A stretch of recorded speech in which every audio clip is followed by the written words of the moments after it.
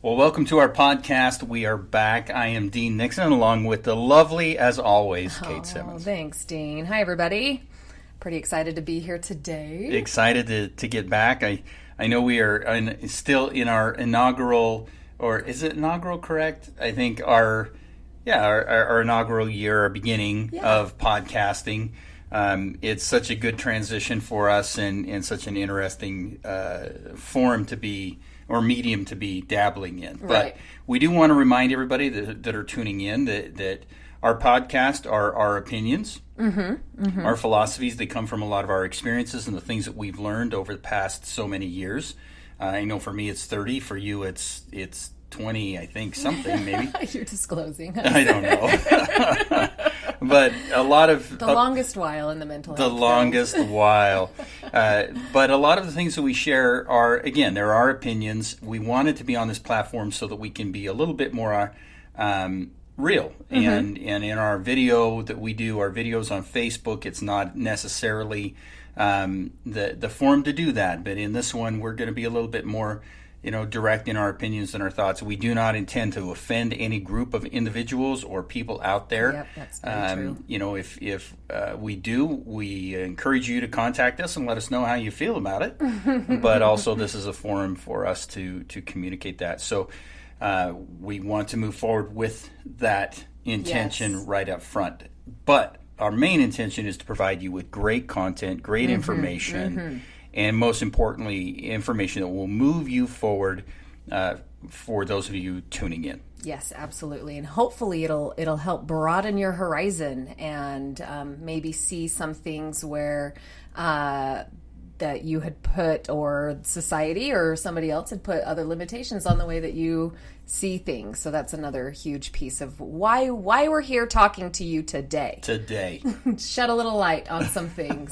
Take it or leave it. So last episode, take it or leave it. I mean, if you don't like it, you don't have to listen to us. But if you do like it, please continue. Yes. So taking off from our last podcast, Dean, you made a big promise. I made a big promise at the end of that. Yeah. Saying, hey, this is what we're talking about next time. We're going to talk about why we attract certain people to us. And that is today's topic. Yeah, and as life coaches, Dean, I'm going to speak for both of us, but I know that we get that question a lot. Like, why is it that I keep attracting the same type of person? Like, it's in the dating world or in business, like all that kind of stuff. So I'm really excited to dive into this topic today. Yeah, it's such an important piece for us to understand. And again, I can hear the poof poof when I blow into the mic. We're gonna have to get those foam things for our microphones. I think at some point. That's the next upgrade. But it is one of the things we want you to be aware of is there are certain personalities that attract other personalities. And the first thing that we got to do when we break this down is we got to get away from the concept that there are victims and those that are perpetrators. Right. And because most people, when they come, they're like, oh, why do I keep attracting these people, or what's wrong with these people, or what's wrong with me? So the approach I want to take, and I know Kate feels the same way I do, is it's not about wrong or right. It's not about you're a victim and they're the perpetrator and they're doing this to you, et cetera, et cetera. Here's how I want you to look at it. You are a participant. In every relationship that you have. You are a participant. And to think that you're not is the first roadblock you'll run into, right? In really understanding yourself and understanding your relationships in life, the minute you stop seeing yourself as a participant, then you're not going to move forward in understanding or helping the situation get better. Absolutely. And that can be some pretty, really just difficult news to swallow sometimes. Because we do, as humans, we love to sit up in I just always imagine it like on a throne or in a tree house for some reason. Like we love to sit in that perspective and be like, oh no, I really tried to do everything right. It was all them, right? Like we love to cast blame and to feel like validated in what happened in our perspective. But Dean, I love that you've brought right off the bat. I just always say it takes two to tango. Like, if you're a part of the dance, then you're a part of it. Yeah, you're a part of that. And I know for myself in my own growth as a human being, this has been one of the toughest pieces that I wrestle with. You know, in being transparent, it is hard for me to even swallow the pill for myself. I don't like the thought of being a participant in some of the relationships that have not gone well in my life. I don't like that idea. I don't like the idea that I'm not a victim and that maybe I somehow contributed to the mess. I don't like that. I don't want to think about that. Right. But the sooner I do, the sooner I start to look at that and step back and go, okay, but again, we've got to get away from who's right or who's wrong mentality as well. As we kind of pull these things apart, you can't be looking at it like, well, I was right the whole time and they were wrong. Because deep down, every single one of us know we played a role. Yes. And deep down, you've got it in the back of your mind. You've tucked it back behind the dresser drawer in the very, very back. I don't want to talk about it or think about it, but the reality is I know I kind of started the whole thing by doing this. But they didn't have to do this, and they didn't have to do that, and they didn't have to say this, and they didn't have to do it, and they did this, and they did that. And then you kind of got that whole I started it thing tucked away, and nobody wants to deal with it. Right. But when we step back and we can own our piece, then we start to go, okay, help me understand, break it down for me. And once that's what we're going to do here in a few minutes, I want to break down, as we kind of get into the show, there's a couple things we want to break down is some of the roles that keep us stuck into it. Kate wants to talk about some of the cycles and why we're in them. And we're going to get to those as we roll forward. That's going to be a part of the whole purpose of the of the conversation. But this has to be laid down first. Absolutely. This is the groundwork. If we don't have this discussion, then it's just more static noise that you guys are listening to out there. It's just everybody else's chatter, and it's not going to help. Absolutely. And I think a huge key component of that awareness, really, of that ability to say, okay, what was my part in it, is the moment that we really do start to take our power back, right? Instead of just like laying down and saying, oh no, it was all them and they were this. It's my favorite term that's become kind of hip and popular, I think, in this piece of it.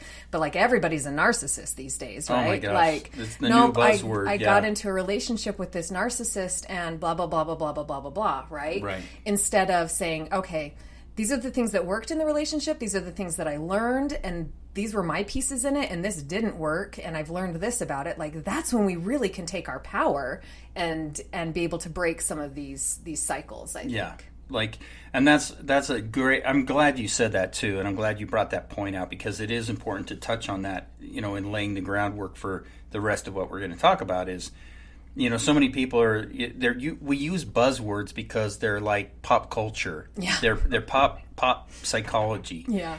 And do you remember when the teens were all about triggered? Yeah. I'm triggered. I'm being triggered. This is a trigger. You're triggering. It wasn't that long ago. No, like we're talking a week ago. Yeah.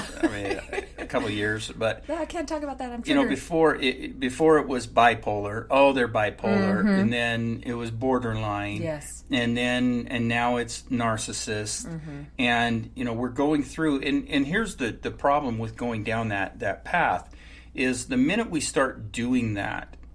And we start saying, well, this person's a psychopath, this person's a borderline, this person's a narcissist. What happens is we dehumanize that individual to the point where we won't look at our own stuff.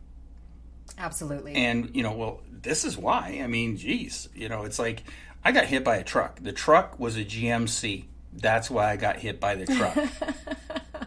And then everybody's like, ooh, a GMC, oh my goodness. Oh yeah, that makes total sense that you would get run over by a GMC. Yes. It's like... Oh, and not to mention the type of people that would buy a GMC truck, and who would do that, right? And they probably came from a family of GMC owners. I know. And, they probably went to school with the GMCs, and and we go on and on and on, but the reality is you stepped in front of the dang truck. Yeah. What caused you to step in front of the truck? Well, we're not talking about that. We're just talking about the fact that you got hit by a GMC. How could that happen? So it's the same thing with, well, they're a narcissist. Yes. They're a borderline. They're bipolar. it's the same thing. It's like, well, okay, but you were there, you participated. Right. So where's your part? And I always think too, and I know that this is a little bit part of like the nasty side of me, you know, I'm like my dark shadow side, that I'm like, oh, cool. So you have the capacity to diagnose people with in their mental illnesses. Wow, that's really great. I did not know I was talking to a psychiatrist, right? Right.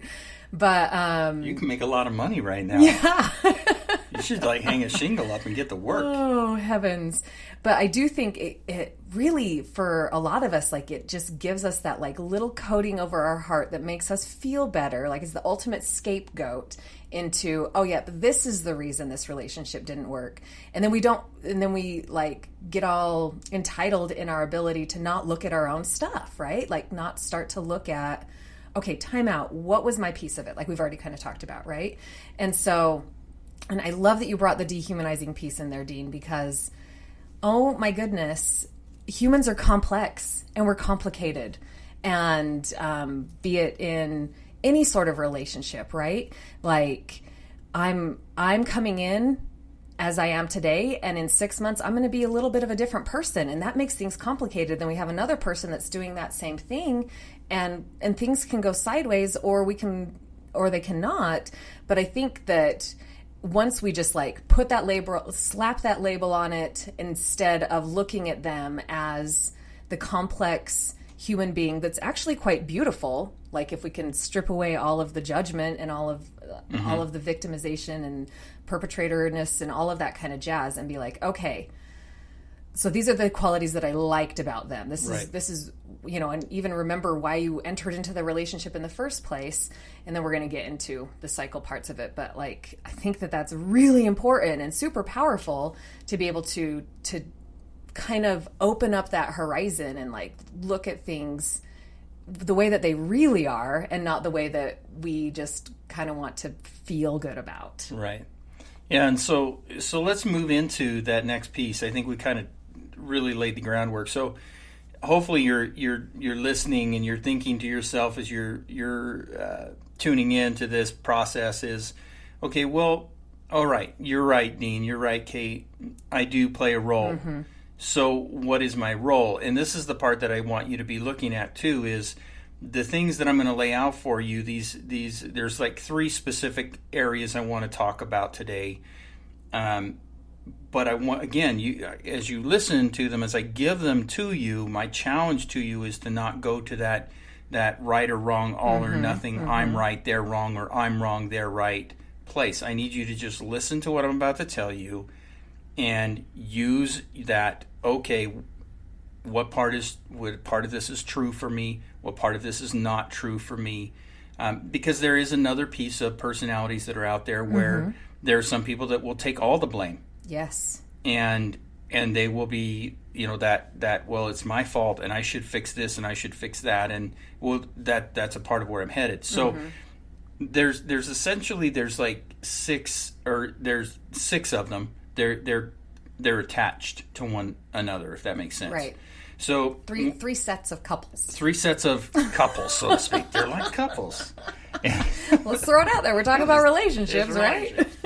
So there's essentially 6 of them. So the first ones is the individual that has a core belief deep down inside of them, and all of these do. They all have beliefs about ourselves.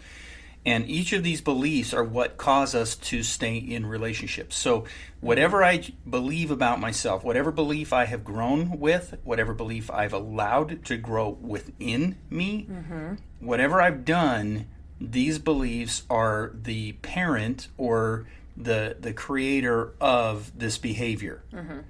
And so the behavior then starts out with something like this. So I believe that I'm broken. So I start walking around with, well, I'm not as good as everybody else. You know, I make too many mistakes. I can't hold a job down. I can't stay in a relationship. There's something wrong with me. Yeah.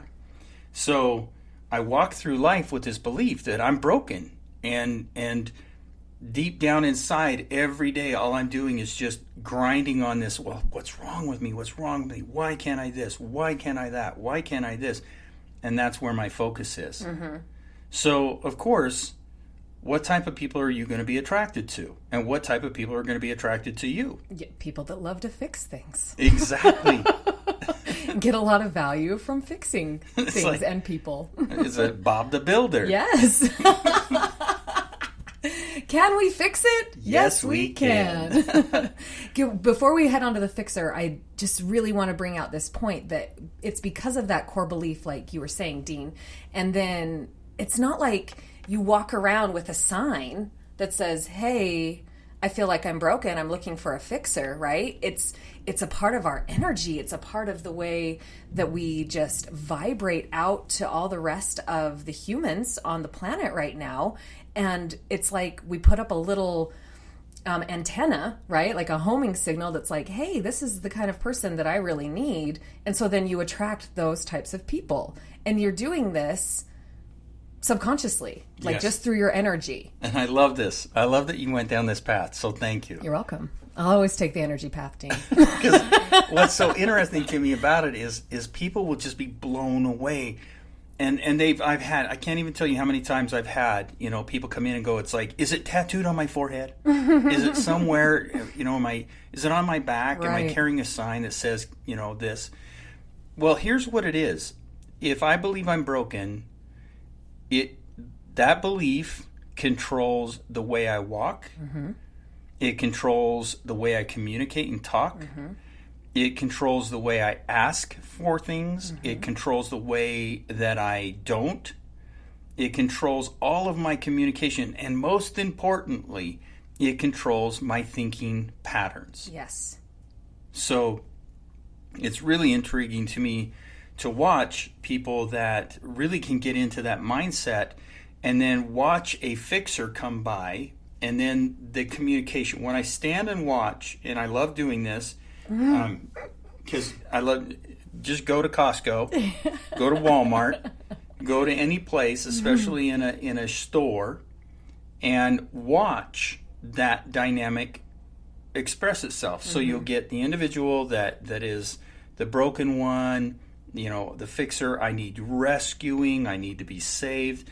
And then the fixer, steps in, and you can see the way that the both of them are carrying their bodies, the way their body language is, the way they're positioning, the way they're folding or unfolding arms, the way that they're leaning in and talking, the way that they're slumping the shoulders forward, the way that, like a person that believes they're broken, for example, their head will kind of tilt up and looking up, kind of in a tilt with the chin up, forehead back, and looking up kind of like sheepishly. And where a person that's more of a fixer is going to lean forward, look in, look direct, head stable, direct eye contact. So there's these nonverbal cues that are sending these messages that this is who I am. So yes, in a sense, it is on your forehead. It is tattooed on your forehead, and you are wearing a sign. Yeah. And it goes into everything that you're doing. Like you started the list, right? And my mind just kept going with the list, like the places that you choose to put yourself, the other people that you surround yourself with, right? Like you're like, in me, I always reflect it back to myself, right? So like my girlfriends that I'm going to go out with and look to attract somebody into my life for my next relationship, like all of that is playing into this, right. All of it. And like you're fooling yourself if you don't think that it does. Like if you think that all of this happens just by chance, because there's so much that goes into attracting. Right. And bringing people to you, or repelling people away from you. Right. So we've got the fixer and we've got the ones that are broken. Yeah. So the fixer themselves. So a fixer, there's a gap there too. There's a belief there that says, and this is why fixers fall into the patterns that they do. The fixer believes that I get my value by creating value or helping other people see value within themselves, or helping people feel better about who they are, or saving and rescuing. And this is one I get a lot. I'll get some really type A personality type of people. They'll come in, they're highly driven, very successful in business. They have just, doing very, very what people out there would consider, wow, I want to be that person. But they're in here struggling too. Right. And so they're... With relationships. It's relationships. So they're sitting on my couch and they're like, God, man, I just cannot rest. I can't go take 20 minutes for myself. I can't go do this. And I got sick the other day and I was down in bed and nobody called me. Nobody reached out for me. Nobody took care of me. Where was everybody? And I have to remind him, well, if you're a fixer, you surrounded yourself with people that don't know how to fix. Yeah. So now all you've got is a bunch of broken people around you looking at you going, ooh, God, I'm sorry. Yeah, I know, that sucks. Are you feeling better yet? Are you feeling better yet? Because I'm going to need you to go to the store. I'm going to need you to... Because I got all these needs. I got a lot of stuff on my list. That you usually fulfill. Moms go through this a lot. Yes. Moms will be laying on their bed and, the kids are coming in like, Mom, I'm hungry. It's like, I've been throwing up. Like, get your dad to help. Get somebody to help. Well, he said to check with you. And because being the doer, being the fixer, a lot of times, or being the fixer, and we'll get to doers in a minute, that is part of the problem, is the belief that you carry about who you are is a part of the problem. Yes. And that idea of that you can change someone, that you can heal them, that is, Nelly, a little bit too close to home. Well, and it's super attractive, and it's super, there's a real great payoff that people get. And this is where, we see a lot of, I see with the fixer and the broken, I kind of went after these guys first, but I really see with the fixer and the broken, this is where the majority of enabling takes place. Yes, absolutely. And that the big piece of codependency, right? Like another super fun buzzword right now, right? Yeah. Like that's where that dance comes in a lot. Well, I think it comes in with all the different couples that we're going to be talking about right now, but especially this fixer and this broken piece. Yeah, which leads me to the next one. Okay. So the next one is because it's the relationship one. Okay. And in the relationship one, and now I'm talking more on an emotional level. So that fixer broken's kind of like a layer. Right. This one can actually be a part of that layer or layer over this, but it can be a standalone as well.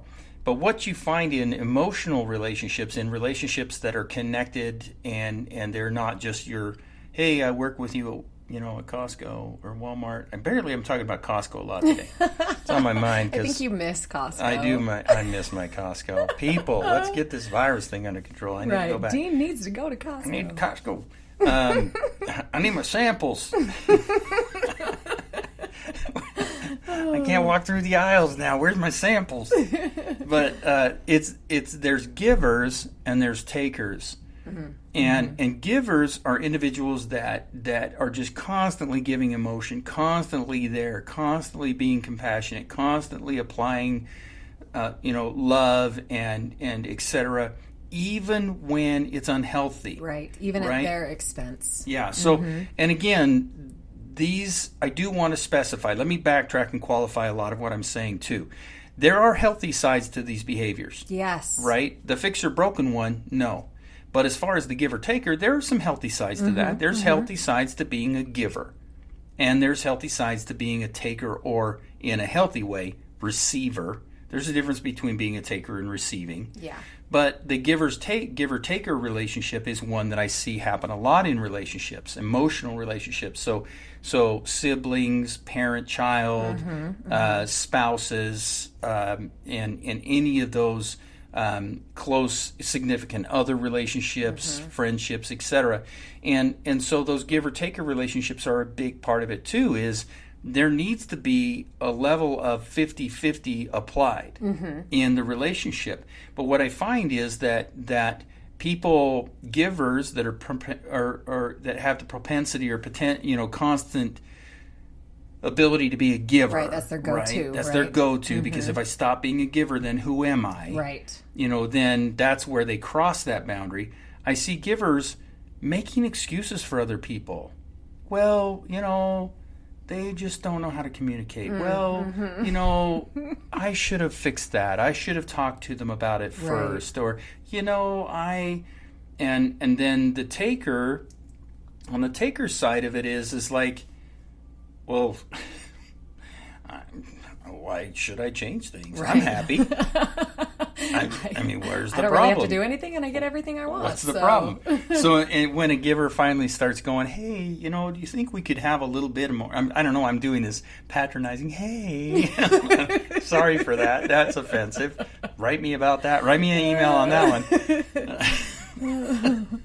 But the givers are they're leaning in and they're giving, and then they start to talk to the taker, and they're like, well, hey, you think you could, start some of the conversations? Mm-hmm. They try to put in boundaries, right? Yeah, and then the taker's like, I think things are fine. What's the problem? What's your problem? Yes. And then the takers or the givers start feeling a little bit crazy, but the takers are constantly receiving because either I jumped right to I in the alphabet. Yeah. Because they either don't have the skill set to communicate. And I see this happen a lot. One of my the least favorite things, and one thing I made sure as a parent I never ever said, she's just shy. Oh, yeah. He's just shy. Are you being shy? Never did I say that about my children, because what you do, and it drives me crazy when I see it, is you're immediately telling that child that they're not equipped. Right. That they don't know how to communicate. They don't know how to, and they now have an excuse. An excuse, exactly. That's exactly what I was thinking. Like, now they've got their permission slip to not have to confront somebody or stand up for themselves or And the minute you say that, the minute you say, oh, well, they're just shy, what does everybody in the room do? Oh. They compensate. Yeah. And they allow it. Right. So then all of a sudden what you're teaching that child to be a taker. You're teaching that child that they don't need to learn how to communicate. They don't need to learn how to put energy forward. Somebody's going to step in and make it comfortable for them. Right. Does that make sense? Snap. Yes, it does. Yeah. So we have to avoid that. We've got to get to the point where it's not a matter of... And you don't have to say... If they're being shy, okay, but you don't have to call it that. You don't have to out them. And it's like, well, they're not talking right now. They'll probably warm up to you. They'll talk later, and you'll talk soon. Just hang in there. It's uncomfortable. It's awkward. But the giver-taker piece is a big piece that we have to learn to work through. So for the fixers, going back, the fixers have got to step back and put boundaries in and say, hey, I have got to put those boundaries in. I've got to surround myself with people that don't always need me. Right. I had one of my good friends who runs a multi-million-dollar company, and he's like, I sat down and I looked at all my friendships, and I don't have one friendship where somebody doesn't need something from me. That's really powerful information. And it's a profound moment. Yes. When you start going, well, everybody is surrounded myself needs something with me. I don't have a friend that just is like, hey, how you doing? Right. So. And that has just as much to say about you and where you put your value as it does for the people that are around you. Exactly. Right? Like, which goes back to what we were saying at the beginning. What's your part? What's your part? The broken people have to start working on the belief, I'm not broken, I'm healthy, I can do, I'm okay, and do those things to move forward. Yes. And finding balance. With the givers have to start looking at, here's my 50% in my relationship. I'll give 100% of my 50% to the relationship. Yes. But once I hit that line, I step back from it. And the takers have to start to engage. Yes. They have to step forward. They have to start going, hey, I've got to participate here. And if you don't know how, get help. Yeah. Get help. That's when you start building your skills. And I think there's skills to be built on all fronts of these things that we're talking about, right? And I just have to say, because this is me, right? This is our place to be us. Every time you say the broken people, a little piece inside of me is like it just like cringe and want to just like, because I do not believe that people are broken. Right. I don't think that like, are you... Oh, I almost went somewhere that was going to be super offensive, but like you're not missing pieces of you, right? Like you're not broken. Right. You're hurt. Right. You're sad. You've had trauma, like all those kinds of things, absolutely. But you are a whole person. Yes. You just probably have areas that you need to heal and to work on and skills to gain and all those kinds of things. So yeah, I just had to get that off my chest. You get it off your chest. Yeah, and that's the thing is that I don't. But it is the piece that they believe, right? That's going in. That's what we're saying. There's a belief. There's and people out there that believe that they're broken. Yeah, and they may not use the exact same term, broken. I agree. But yeah, there's that belief, and I think going back to what I was saying at the beginning of prefacing everything is, I know these are labels. Yes. But I'm praying that people won't run around and now take these labels like borderline, bipolar, narcissist, and start, oh, you're broken and I'm a fixer. And no, you're missing the point. Mm-hmm. And so, yes, I agree with that. Mm-hmm. And nobody's broken, everybody, but the belief is what's got to be challenged. Yes. So that leads me to, wow, sorry about that. I just hit the table with my knee. Long legs, I'm telling you. It's sometimes not easy. So the next one is doers and avoiders. Mm-hmm. And we kind of have the doers and avoiders. Now, this is one that I see show up more in social settings where you're at a party and, it's like time to clean up. And who hops up first? The doers. The doers. And who keeps talking or looking away or goes to the restroom, goes to the restroom or stays engaged. Oh, hey, let's pretend like we're really deep into this conversation. Mm-hmm, mm-hmm. The avoiders. Right. And so the doers and the avoiders. So doers are going to attract avoiders because you're going to do it. Right. Yes. And who doesn't like somebody doing stuff for them? I do. Yeah. I'm not going to lie. If you're going to get up and clean my plate, if you're going to do those things, that's great. Well, actually, I don't. I get uncomfortable because I'm a doer. Because you're a doer. But that's how you know. I'm so glad you outed yourself because I was just about to. You were going to be like, Dean, shut up. You're lying. But that's how you know where you fit on the, if you're in that doer mode or if you're in that avoider mode is what do you do at a party when everybody's putting up chairs, when everybody's wiping down tables, when everybody's sweeping the floor, when everybody's kind of cleaning up? What are you doing? And most avoiders are going to be finding stuff to do. They're going to be pulled into conversations. They're going to be kind of slipping away. Oh, they probably actually bounced from the party like or may an have hour already and a left. half earlier. Yeah. I know. This is starting to wind down. I don't want to be here to clean up. Yeah. Show up 45 minutes late so you don't have to do any of the setup. Leave about an hour early. Listen, I know all the tricks. Uh-oh. No, I'm a doer too. You are a doer. I was going to laugh if you were going to say that.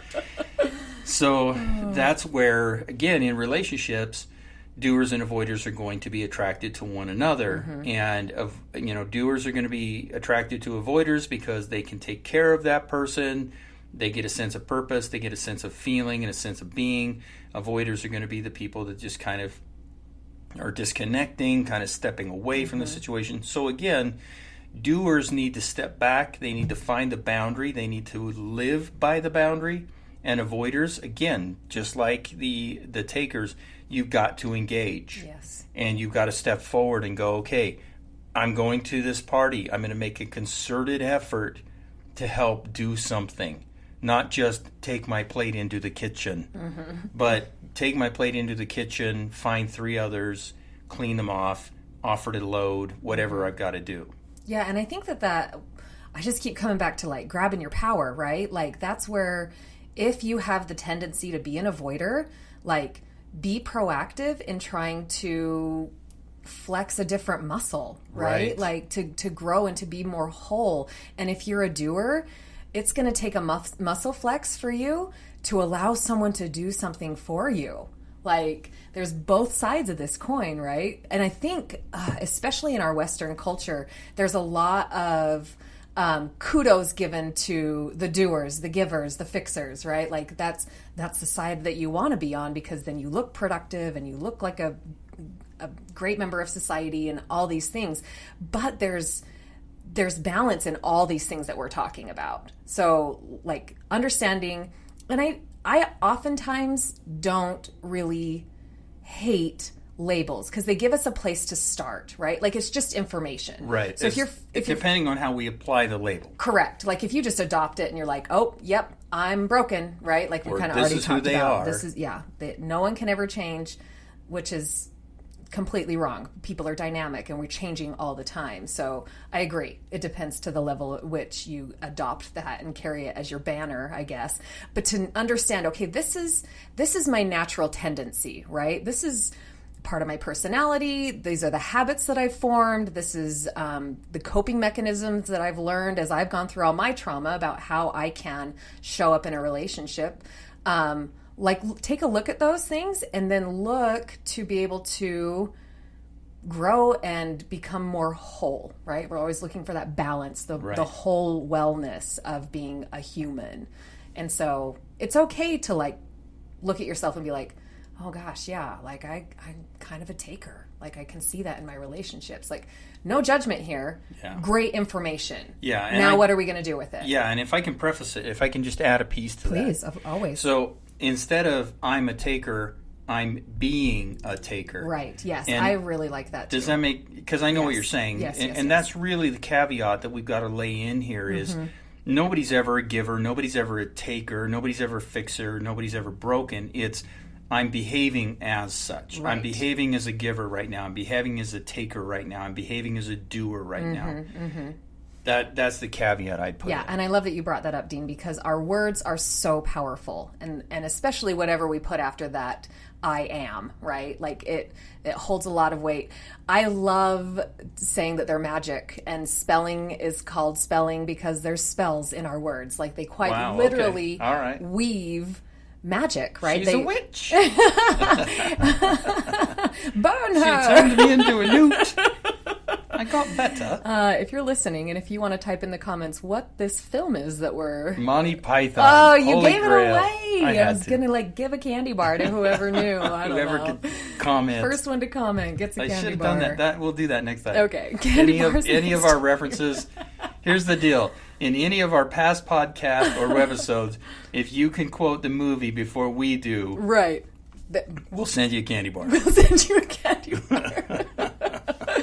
Oh, which will be torturous because both Dean and I are working on our relationships with sugar right now, shall we say. There might be a bite out of it. Yeah. No promises. Enjoy. Oh, I love it. But yes, that I am, right, is so important. So let's move on to the next piece that we have here, which is what we get a lot, right? Like, why do I keep attracting the same type of person over and over and over again? So we just went over a few different options, a few of right? them. There's more. Life is dynamic. Of course, there's going to be more. But kind of another piece that I want to get into here is that energy piece, right? And really, in life, when we repeat cyclical patterns, it's because there's something that we either need to heal from or that we need to learn and grow from, right? Let me give you a little bit more information about what I'm saying. So if you are finding yourself, and we're talking about relationships right now, but quite honestly, this is awareness that can be applied to anything in your life that you're finding is coming back around and back around. A repeating cycle, pattern, pain, relation. Yes. Yeah, and I love that you brought in pain because a lot of these things cause us pain, right? And so if you go through a relationship, you have a breakup or whatever happens, and you have a lot of pain, and then it cycles back around and you meet the same type of person, right? And you go through it again and again and again. You're like, why am I... the same mistake. Yes, the same mistake. Same behavior. Exactly. Then that is really powerful information for you to kind of clue in and then go a little bit deeper and figure out, okay. But isn't that interesting? Because we don't let ourselves do that. We judge it. Oh, absolutely. Oh, and so instead of like so much judgment. Man, I did that again. It's like, oh crap. I'm such a loser. What's wrong with me? Why can't I figure this out? Why? Oh yeah, and so much shame and so much judgment that goes in with this. Instead of just looking at our life as a giant classroom, right? And like, what is it that I'm supposed to be learning? What haven't I quite figured out yet? Or are there pieces in me that still need to be healed, still need to be loved and recognized in order to be able to move beyond this?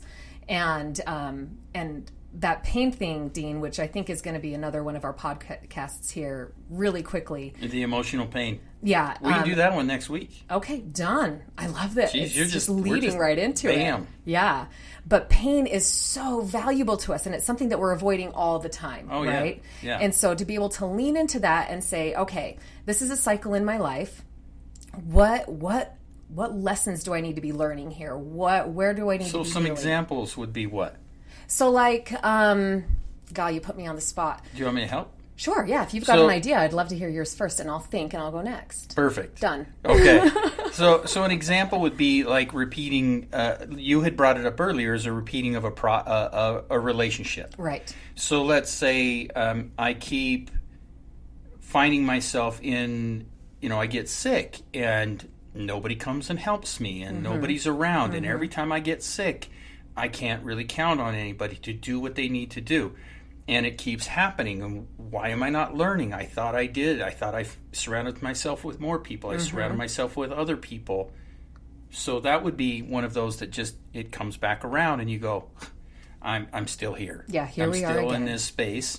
So then what that does is it tells us I need to do some more exploring. I need to pull this apart more and really start to understand, okay, why? Why do I not surround myself with people that will help me? Right. I need those fixers in my life, and I need to allow more fixers into my life. So what is the lesson I'm not learning? Am I not expressing myself enough? Am I not communicating enough? Am I not verbalizing my needs enough? Am I hanging on too tight to relationships that aren't working for me anymore? Right. But then we do the self-exploring piece is what I think you're saying, right? Yes, exactly. And I think a lot of those layers come down to, once again, some things that are pretty difficult for us to just rattle off like you just did, Dean, right? Like they're really deep layered things. Some of our false beliefs that we've put in, right? Like if you have a really deep rooted, just piggybacking off your example, right? If you have a deep rooted belief that when you ask for help, that it devalues you, it makes you less worthy, or it makes you too needy, right? Then you're going to have built your life in such a way that when you do need help, there's nobody around there to help you, right? And so, like, looking at those patterns and start really looking at, okay, why is it that I do these things, or why does this keep showing up in my life, and starting to do, and quite honest, folks, this is where the work is in being human, and creating the life that you want is going after these things, because they're showing up in ways that would just blow your mind, that these sorts of belief systems, get it, buddy. This is driving fast. Kind of show up and derail you in things that you wouldn't even think are even correlated. Right. And I know I keep going back to that because I am a fixer and I am a giver and I'm a doer. And so those are areas, well, I rephrase that. Yes. At times I act as a fixer and I act as a giver and I act as a doer. And so the reason I keep going back to the sick part is That's because of you. It's happened for me for many, many years. Yes. So I'm getting better and I'm surrounding myself with healthier people finally. So what was intriguing to me, and I'll out myself. I love it when you're out myself. This way. So what have I been doing this last 3 or 4 days? How have I been walking? Dean hurt his back. I hurt my back. Monday. It was ridiculous. It was awful. I'm just like leaning over to wash my leg in the shower, and my back just went out. Ugh. And what was so intriguing to me is that there are people around me now. I've surrounded myself with people that are fixers and doers. Not fixers, are behaving as fixers and behaving as doers and behaving as givers. And I wouldn't let any of them help. Like, it was so hard for me to let people help me. Yes. And I'm like, no, I'll do it myself. I'm like struggling to get socks on, I even offered to wheel him into our support group on Monday after our Monday Night Live. I'm like, I'll just push you in on your chair. No, it's fine. I was in my chair. He can barely breathe. His back hurts so bad. I was dying. I know. I couldn't breathe for a minute. And Kate's like, okay, hey, because she's like, okay, wait, should we head in? I'm like, I don't think I can get out of the chair. She's like, I'll wheel you in. I'm like, no. Because the part of what keeps me stuck in that being a fixer, being a giver, being a doer is that if I don't, then I lose value, and I'm more than anything, I'm weak. Yes. I'm not good enough. And it's like I'm the same way when I'm sick. I'm horrible. Like I will be like coughing up a lung. And like, I mean, I've done seminars. I've done seminars and workshops like with 103 fever because I refuse to be, vulnerable and go, okay, look, I'm sick. I'm sick. I won't admit it. I'm human. I got sick. And so those are the examples. So when we start to bring these new people into our lives, that's been what I've been working hard on especially this last episode, is saying, okay, granted I didn't let you wheel me in. Well, it's Friday now, so you've made progress since Monday. But being able to let people help me, bring me ointments for my back, or bring me, help me doing the things that I need to do, instead of where before I had really gotten into those places where I couldn't let people help me, and wouldn't let people help me. So the things that we're talking to you about aren't just things that we listened to everybody else and we've read them and da-da-da. This is stuff we have learned from healing ourselves and now become healers ourselves. So and still continue to heal ourselves, like we're just talking about, right? So the good part is that's where the cycles start to break down. And that's kind of what leads to what you're talking about. Exactly, which then once you can start to break down your old pattern behaviors and your own cycles and your own false belief systems and the things that you have put into place that have been attracting all the people that you're like, why do I keep attracting these type of people? Guess what?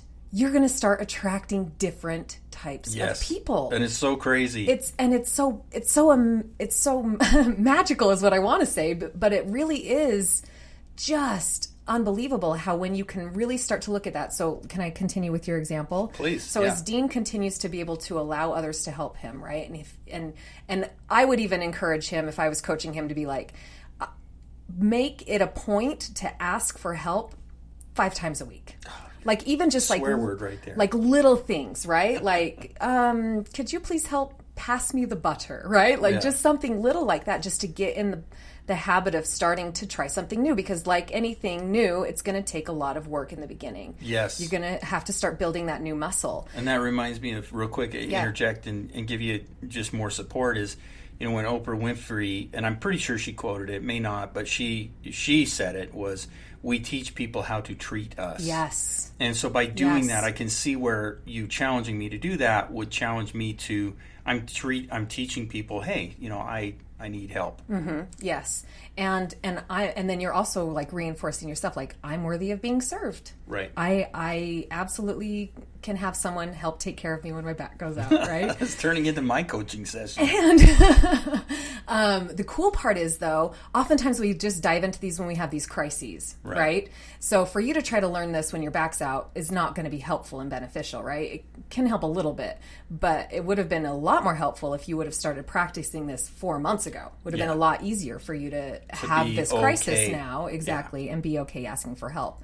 So the whole point of this is, once we can start identifying these places that we need to really look at, the reason that we have these cyclical patterns, then the cycle will be different. We'll start attracting a different cycle. Well, and it's in different venues too. Exactly. Like there are places I'm really getting good at asking for help now. Yes. But then with this one piece, this was a real eye-opener. Yeah.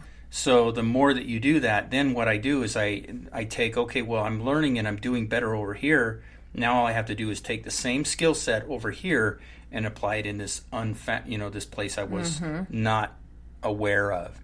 And so those are some things. Well, yes. As we wind down here, this has been great. This has been great. This has been great. Again, I don't mean to offend anybody down there, but we are in Southern Utah. This is how we talk. Okay. This is how we talk in Southern Utah. But please, again, comments. Send us your thoughts. Send us your feelings. Let us know if you have concerns or questions. If there's things that this has sparked an interest to you, and you're like, well, God, how do I know? Or what do I do if? And how do I handle it with relationships? Send us a message. Send it through either you can message us through the Facebook app or through Instagram if you want to do a private, or if you want to put it in the comments below. Either way. Also, again, please like and share. Pass the videos on. Pass the podcasts on. Wow. and make sure that we're getting people knowing where we are and how to find us. Next week, we will talk about pain. Yeah. Ooh. Tune in. It's not going to be painful to listen to us, I promise. This is one of my favorites.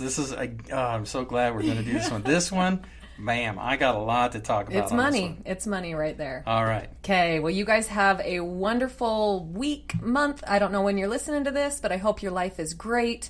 And we will look forward to speaking to you the next time we have our podcast. Goodbye.